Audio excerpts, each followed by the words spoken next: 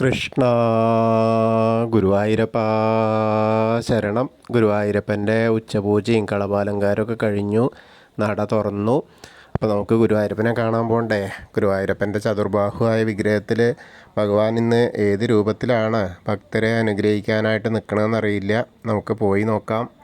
ആദ്യം തന്നെ കിഴക്കേ നടയിൽ വന്നിട്ട് മഞ്ജുളാലിനെ ഒന്ന് പ്രദക്ഷിണം ചെയ്യുക.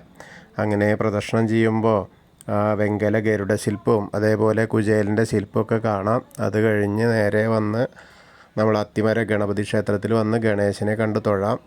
അങ്ങനെ ഗണേശനെ കണ്ട് തൊഴുത് വരുമ്പോൾ അനന്തശയനമൊക്കെ കാണാം.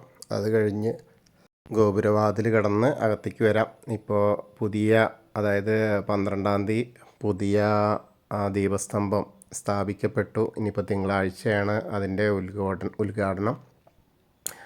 ആ ദീപസ്തംഭം ഉണ്ടാകുമ്പോൾ വളരെ രസമാണ്. കാരണം എന്താ വെച്ചാൽ ദൂരെ നിന്ന് തന്നെ അതിങ്ങനെ കാണാം. കിഴക്കേ നടയിൽ നിന്ന് ഇങ്ങനെ നോക്കിയാൽ ദീപസ്തംഭം തെളിഞ്ഞിങ്ങനെ കാണാം. അപ്പോൾ അതൊക്കെ ഒരു വലിയ കാഴ്ച തന്നെയാണ്. അത് ഒക്കെ അഴിച്ചു മാറ്റി പുതിയ തേക്കിൻ്റെ കുഴയൊക്കെ കൊടന്ന് പുതിയ എല്ലാം പുതിയതാക്കിയിട്ടാണ്. അപ്പോൾ അത് നല്ലൊരു കാര്യമാണ്. അപ്പോൾ അത് തിങ്കളാഴ്ചയാണ് ഉദ്ഘാടനം.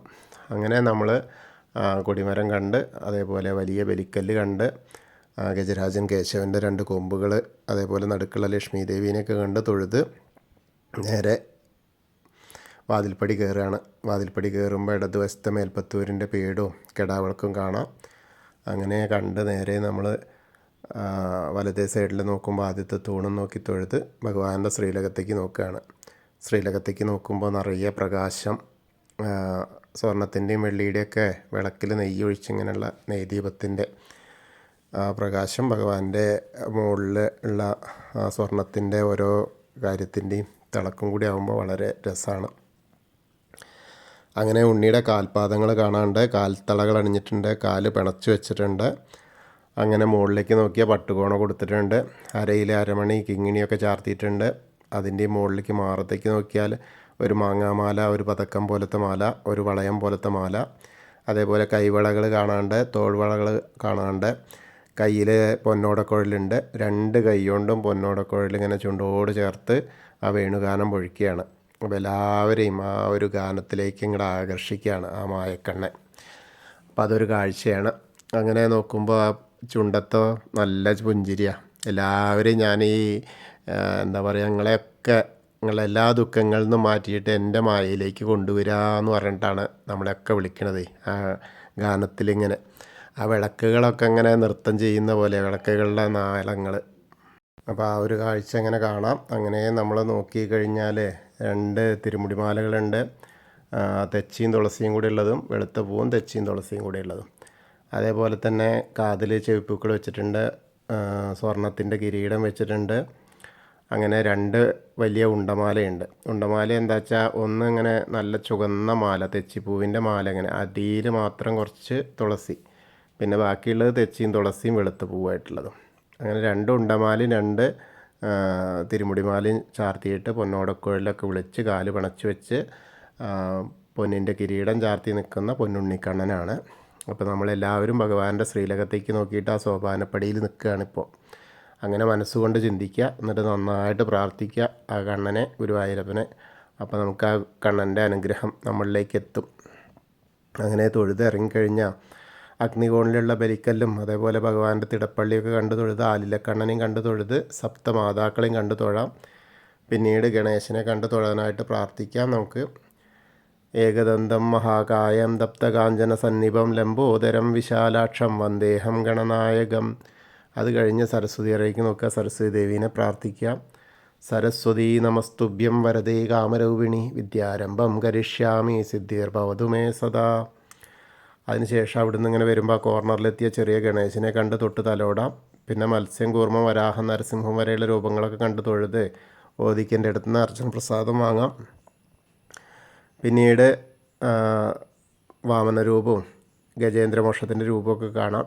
പിന്നെ അങ്ങനെ വന്ന് അനന്തശായിയായ അനന്തപത്മനാഭനെയും ഗരുഡാരൂഢനായിരിക്കുന്ന മഹാവിഷ്ണുവിനെയൊക്കെ കണ്ട് തൊഴുത് നേരെ ശ്രീകോവിലിൻ്റെ പുറകുവശത്ത് വന്ന് സാഷ്ടാംഗം നമസ്കരിക്കുക. നമസ്കാരമൊക്കെ കഴിഞ്ഞ് മുകളിലേക്ക് നോക്കിയാൽ ഉഗ്രരൂപിയായ നരസിംഹസ്വാമിയെ കാണാം. അതേപോലെ ഭീഷ്മരുടെ ശരശയ്യൊക്കെ കണ്ട് നമ്മൾ നേരെ ബാക്കിയുള്ള ദശാവതാര വിഗ്രഹങ്ങൾ ശ്രീരാമചന്ദ്രൻ, ബലരാമൻ, ഭാർഗവരാമൻ, ശ്രീകൃഷ്ണനെയൊക്കെ കണ്ടു തൊഴാം. അങ്ങനെ വന്ന് മുരുകനെയും കണ്ടു തൊഴാം. പിന്നീട് ഹനുമാൻ സ്വാമിയുടെ അടുത്ത് വരിക. ഹനുമാൻ സ്വാമിയുടെ അവിടെ ധാരാളം മാലകളുണ്ട്, ധാരാളം കുങ്കുമമുണ്ട്, നല്ല രസമായിട്ട് അലങ്കരിച്ചിട്ടുണ്ട്. നമുക്ക് പ്രാർത്ഥിക്കാം. ത്വമസ്മിൻ കാര്യനിര്യാഗേ പ്രമാണം ഹരിസത്തമ ഹനുമാൻ യജ്ഞമാസ്തായ ദുഃഖക്ഷയകരോ ഭവ മനോജവം മാരുതതുല്യവേഗം ജിതേന്ദ്രിയം ബുദ്ധിമതാം വരിഷ്ഠം വാതാത്മജം വാനരയൂഥമുഖ്യം ശ്രീരാമദൂതം ശിരസാ നമാമി. ബുദ്ധിർബലം യശോധൈര്യം നിർഭയത്വം അരോഗത അജാഡ്യം വാക്പടുത്തം ഹനുമസ്മരണാത് ഭവേത്. ഓം നമോ ഭഗവതേ ആഞ്ജനേയായ മഹാബലായ സ്വാഹ. ഹനുമാൻ സ്വാമിയെ കണ്ട് തൊഴുത് രാധാകൃഷ്ണ വിഗ്രഹവും കാളിയമർദ്ദന രൂപവും എണ്ണക്കണ്ണിനൊക്കെ കണ്ട് തൊഴാം. പിന്നീട് ഓവിൻ്റെ അവിടെ വന്ന് പ്രാർത്ഥിക്കാം. അത് കഴിഞ്ഞ് തൊട്ടടുത്തുള്ള താമരക്കണ്ണനെ കണ്ട് തൊഴുത് നേരെ കൊടിമരം കണ്ട് തൊഴാം. അതേപോലെ ഭഗവാന്റെ നൃത്താറയും കെടാവിളക്കും മണിക്കിണറൊക്കെ കണ്ട് തൊഴുത് അടുത്ത അറയിലേക്ക് എത്തിയാൽ കുറുവരമ്മി, നാരദരി, മേൽപ്പത്തൂരിനി, വസുദേവരൊക്കെ അങ്ങനെ കണ്ട് തൊഴുത് നമ്മൾ വടക്കേ നടയിൽ കൂടെ പുറത്ത് വന്ന് പ്രസാദ കൗണ്ടറിൻ്റെ അവിടെ നിന്ന് ചന്ദനവും തീർത്തൊക്കെ വാങ്ങാം.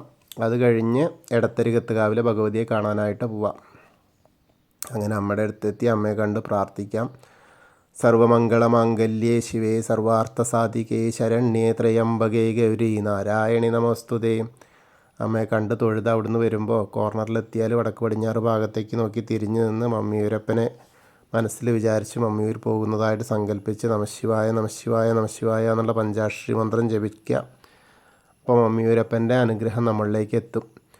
അങ്ങനെ തൊഴുത് അവിടുന്ന് വരുമ്പോൾ കൊടിമരത്തിൻ്റെ അവിടെ വന്ന് വീണ്ടും ഭഗവാന്റെ ശ്രീലകത്തേക്ക് നോക്കിയിട്ട് ആ കാല് പിണച്ച് വെച്ച് പൊന്നോടക്കുഴൽ വായിക്കുന്ന പൊന്നുണ്ണിക്കണ്ണനെ കണ്ട് തൊഴുത് നമസ്കരിക്കാം. പിന്നീട് അങ്ങനെ കൂത്തമ്പലത്തിൽ വന്ന കെടാവിളക്ക് കാണാം, അതും കണ്ട് തൊഴുത് നമസ്കരിക്കാം. പിന്നീട് അയ്യപ്പസ്വാമിയുടെ അടുത്ത് വന്ന് അയ്യപ്പസ്വാമിയെ കണ്ട് പ്രാർത്ഥിക്കാം. ഭൂതനാഥ സദാനന്ദ സർവഭൂതദയാപര രക്ഷ രക്ഷ മഹാബാഹു ശാസ്തേ സ്തുഭ്യം നമോ നമ. അത് കഴിഞ്ഞ് അവിടുന്ന് വരുമ്പോൾ പടിഞ്ഞാറ നടയിലുള്ള ദീപസ്തംഭത്തിൻ്റെ മുകളിലുള്ള വേണുഗോപാലിനെയും കൊടിമരത്തിൻ്റെ മുകളിലുള്ള ഗരുഡധ്വജനെയും കണ്ട് തൊഴുത് നേരെ പടിഞ്ഞാറ നടയിൽ കൂടെ പുറത്ത് വന്ന് രുദ്രതീർത്ഥ കുളത്തെ പ്രദക്ഷിണം ചെയ്യുക. അങ്ങനെ പ്രദക്ഷിണം ചെയ്യുമ്പോൾ നടുക്കിലേക്ക് നോക്കിയാൽ കാളിയമർദ്ദന രൂപിയെ കണ്ട് തൊഴാം. പിന്നീട് അങ്ങനെ വന്ന് നേരെ നാരായണാലയത്തിൽ വന്ന് പൂന്താനം തിരുമേനി പൂജിച്ചിരുന്ന ഉണ്ണിക്കണ്ണൻ്റെ വിഗ്രഹം കണ്ട് തൊഴാം. പിന്നീട് ഭഗവതി നടയിലും കിഴക്കേ നടയിലും വന്ന് തൊഴുത് തെക്കേ നടയിലേക്ക് വരിക. തെക്കേ നടയിൽ വരുമ്പോൾ കൂവളത്തെ പ്രദക്ഷിണം ചെയ്യുക. പ്രദക്ഷിണം ചെയ്യുമ്പോൾ മഹാദേവനും പാർവതി ദേവീനും മനസ്സിൽ വിചാരിക്കുക. അപ്പോൾ നമ്മൾ ഇന്നത്തെയും ഗുരുവായൂരപ്പൻ്റെ ഉച്ചപൂജയും കളപാലങ്കാരമൊക്കെ കണ്ടു തൊഴുതു. എല്ലാവർക്കും ആ ഗുരുവായൂരപ്പൻ്റെ അനുഗ്രഹം ലഭിക്കും. കൃഷ്ണായ വാസുദേവായ ഹരയേ പരമാത്മനെ പ്രണതക്ലേശനാശായ ഗോവിന്ദായ നമോ നമ. ഹരേ കൃഷ്ണ. ഗുരുവായൂരപ്പാ ശരണം.